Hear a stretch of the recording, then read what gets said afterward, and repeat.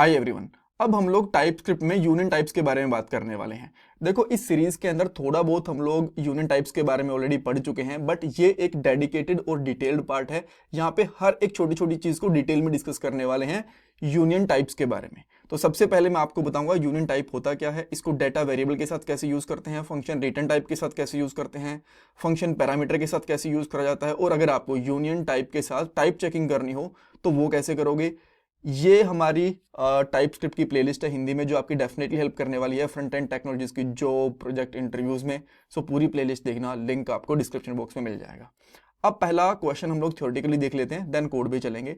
Union type क्या होता है? देखो, जब आपको ये लगता है कि एक वेरिएबल के अंदर एक से ज्यादा टाइप का डेटा स्टोर करना पड़ सकता है, तब हम लोग यूनियन टाइप का यूज करते हैं। जैसे कि आपके पास एक वेरिएबल है डेटा, अब आपको ये पता चले कि इसके अंदर में भी नंबर टाइप की वैल्यू आ सकती है, हो सकता है कि स्ट्रिंग टाइप की वैल्यू भी आए, हो सकता है बूलियन टाइप की वैल्यू भी आए, दो तीन चीजें एक साथ हो गई।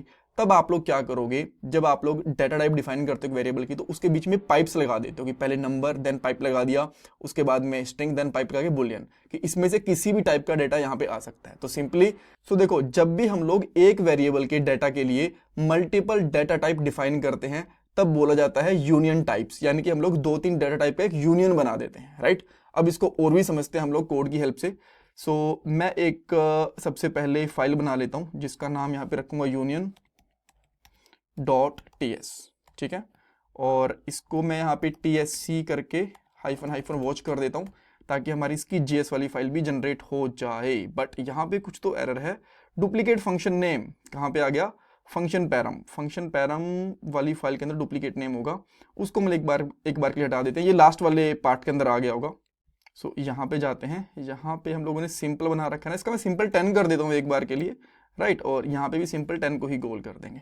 एक्चुअली पहले हम लोगों ने जो फंक्शन बनाया होगा ना, उसके अंदर पैरामीटर वगैरह नहीं दिया होगा, और ये सारी की सारी फाइल्स जो हमारी कॉन्फ़िग वाली फाइल है ना, उसकी वजह से एज अ प्रोजेक्ट रन कर रही हैं, एक साथ सारी की सारी फाइल एग्जीक्यूट होती हैं। तो अगर एक फंक्शन को डुप्लीकेट बना दिया और उसके डाटा टाइप अलग है, तो ये एरर्स आते हैं। अब ये ठीक हो गया, कोई प्रॉब्लम नहीं है।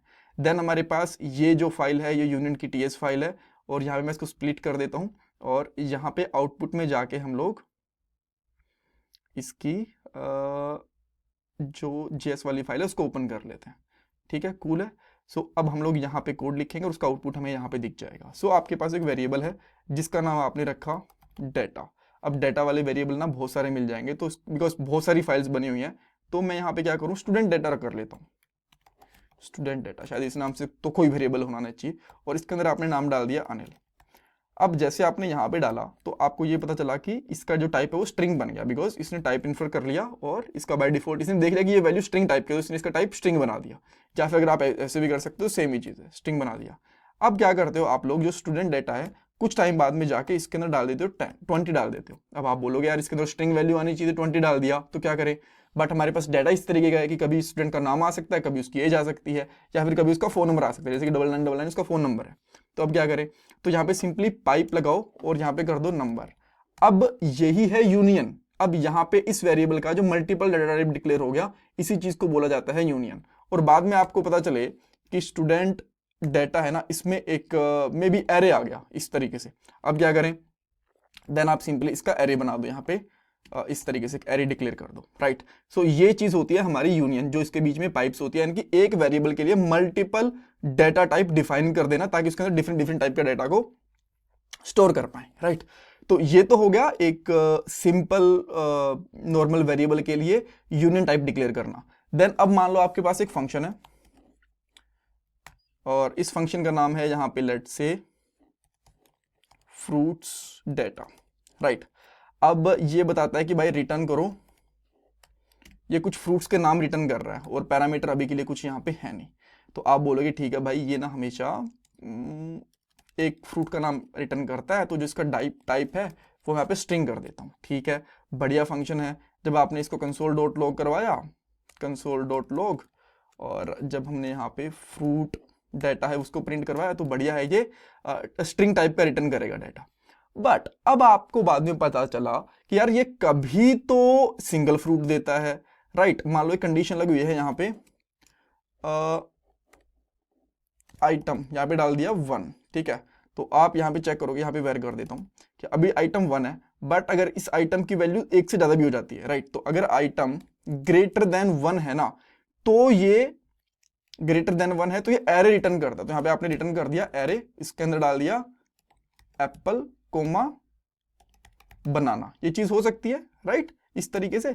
और एल्स अगर ये चीज नहीं है तो यहाँ पे नॉर्मली ये रिटर्न करता है किस चीज को, एक सिंगल फ्रूट को, जिसका नाम है सिंपली एप्पल। ठीक है, अब इसको हम लोग थोड़ा सा फॉर्मेट कर लेते हैं ताकि हमें अच्छे से दिखाई दे। ठीक है, तो अब देखो इसका टाइप तो स्ट्रिंग है। अब दो चीजें, अब क्या करें, कभी कभी एप्पल रिटर्न करता है सिंगल फ्रूट, कभी कभी एरे रिटर्न करता है। तो आप यहाँ पे क्या कर सकते हो, पाइप लगाओ और यहाँ पे एरे लगा दो किस चीज का, स्ट्रिंग टाइप का। तो अब यहाँ पे भी यूनियन बन गया इस तरीके से। अब मान लो किसी किसी केस के अंदर ये नंबर भी रिटर्न कर देता है, तो बहुत सिंपल है, यहाँ पे सिंपली आके नंबर लगा दो इसका कि भाई ये नंबर भी रिटर्न कर सकता है। तो इस तरीके से यहाँ पे फंक्शन का जो रिटर्न टाइप होता है उसके साथ में यूनियन लग गया। अब देन मान लो आपके पास एक और फंक्शन है, उस फंक्शन का सिंपली नाम है मे बी स्टूडेंट डेटा। ठीक है, ये चीज है, ये चीज आ रही है, और इसके अंदर जो टाइप है ना, इसको मैं अभी के लिए हटा रहा हूं। और ये क्या करता है, स्टूडेंट डेटा में क्या दिक्कत है भाई, अच्छा सेम नाम से वेरिएबल है, तो यहाँ पे हम लोग कर देंगे स्टूडेंट इन्फो, ये नाम से एक फंक्शन है, और ये रिटर्न कर रहा है may be student name return कर रहा है, और नेम कहाँ से आ रहा है, यहाँ से। अब यहाँ पे इसका टाइप आपने दे दिया कि भाई इसका जो नाम होगा वो स्ट्रिंग टाइप का ही रहेगा, तो यहाँ पे रिटर्न करा, नहीं इस फंक्शन को कॉल करा स्टूडेंट डेटा, और इसमें हम लोगों ने नाम डाल दिया इस तरीके से, नेम डाल दिया। ठीक है, या सॉरी स्टूडेंट इन्फो आएगा, मैं पता नहीं क्या कर रहा हूँ। ठीक है, तो अभी प्रॉपरली काम करेगा, कोई दिक्कत नहीं है, जब इसको रिटर्न करवाएंगे तो सेम चीज मिल जाएगी इसको।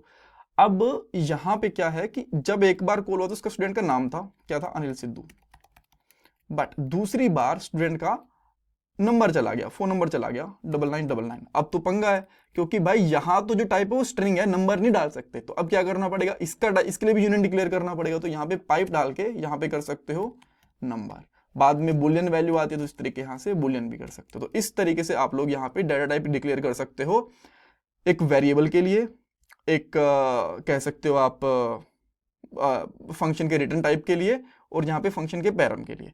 नाउ एक चीज आप यहाँ पे चाहते हो कि मैं चेक तो करूं कि किस टाइप का डेटा आया है, तो यहाँ पे सिंपली आप चेक कर सकते हो इफ कुछ इस तरीके से type of name equal to string.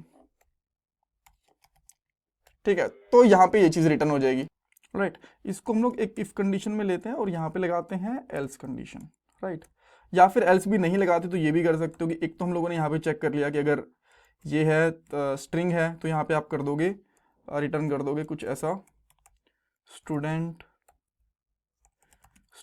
Name is, and then यहाँ पे सिंपली प्लस करके कर दोगे नेम, और यहाँ पे एल्स लगा दिया आपने। और अच्छा यार, मैं एल्स क्यों लगा दे रहा हूँ बार बार, अगर लेट्स से कि इस तरीके से हम लोग, ये तो हम लोगों ने नेम के लिए टाइप चेक कर लिया, और यहाँ पे कर दोगे नंबर के लिए कि भाई अगर इसका जो टाइप है वो नंबर आ रहा है, बिकॉज यहाँ पे नेम भी हो सकता है नंबर भी हो रहा है, तो यहाँ पे कर दोगे स्टूडेंट एज इज जो भी आपका नेम आ रहा है वो, ठीक है। या फिर यहाँ पे डेटा कर लो तो डेटा लगा सकते हो, राइट।